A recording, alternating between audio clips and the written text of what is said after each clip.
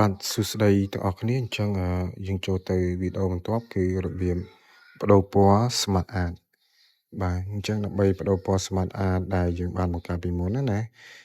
បន្ទាប់ពីយើងសរសេរអក្សរហើយបន្ទាប់ពីយើងបង្កើត Smart Art ហើយបាទអញ្ចឹងយើងអាចដូរពណ៌នៅកន្លែងdesign ហើយទាំងអស់គ្នាអាចយកពាក្យថា change color ដើម្បីធ្វើការផ្លាស់ប្ដូរបាទអញ្ចឹងយើងអាចជ្រើសរើស style color ទាំងអស់នេះបានឬក៏បាទឬក៏កន្លែង Smart Art Style នេះទាំងអស់គ្នាអាចជ្រើសរើស style ដែល style វាមាន style 3D បាទនិង style ផ្សេងៗទៀតហ្នឹងគឺយើងអាចជ្រើសរើសបាន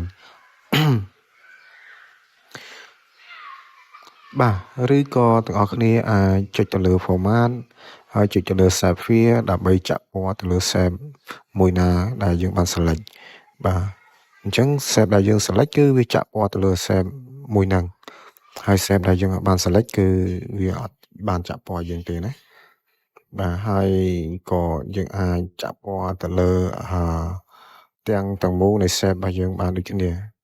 Smart Art របស់យើងណាបាទអញ្ចឹងឧទាហរណ៍ថាលោកប្រធាននេះគឺយើងចង់ប្រើ save style យើងអាចដាក់ save style ដែលមានស៊ុំពណ៌ហើយខាងក្នុងពណ៌សហ្នឹងគឺយើងអាចជ្រើសរើសកន្លែង save style ហ្នឹងណាបាទអញ្ចឹងវីដេអូហ្នឹងគឺមានតែប៉ុណ្្នឹងបាទសូមអរគុណ